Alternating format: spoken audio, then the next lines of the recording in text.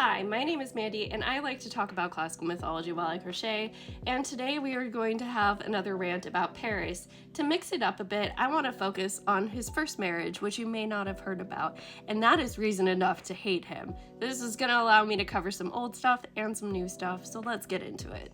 Now, if you remember Paris's backstory, he's one of the many babies in Greek mythology that has a terrible prophecy over his head.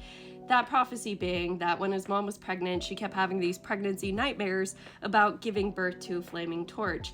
That torch then lit all of Troy on fire, so a dream interpreter told her, yeah, the baby's gonna be the ruin of the city, get rid of the entire baby.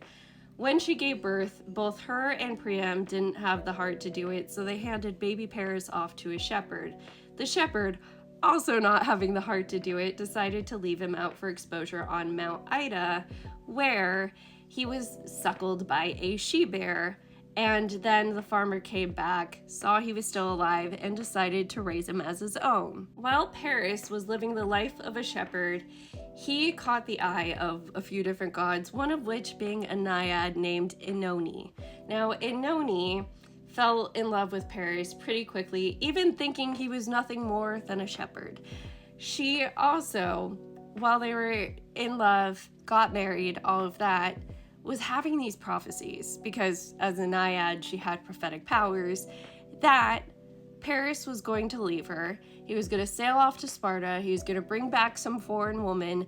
That woman was going to start a war, and during that war, he would get some sort of injury that only she could heal. When she'd start talking about this, however, Paris was like, no, babe, that's not gonna happen. I love you. No, I'm not going off to get some other woman. At some point, Paris's real identity is discovered.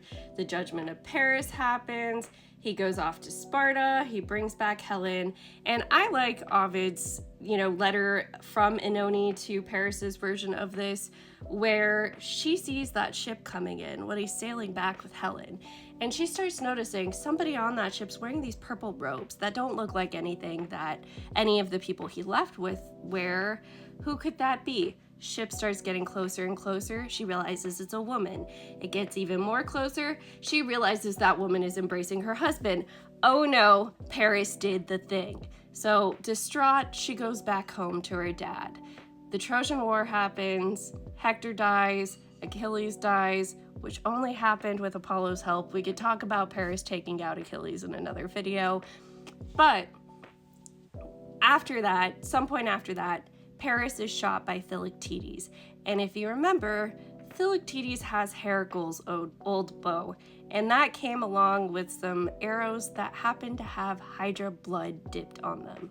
Now, as Oenone predicted, she was the only one with the power to heal this wound, and so eventually Paris had to send for her, knowing, I hurt this girl, and now I gotta ask her for help.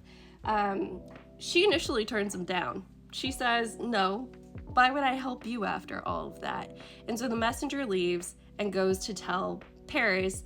Paris, being so sad that she won't help him, takes his final breath.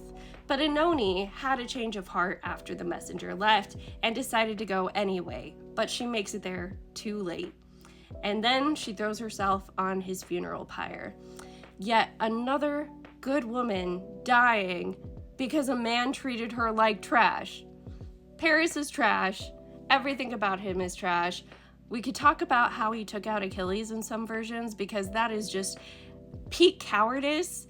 And so we could go on more rants about Paris. Tell me if you want to hear more.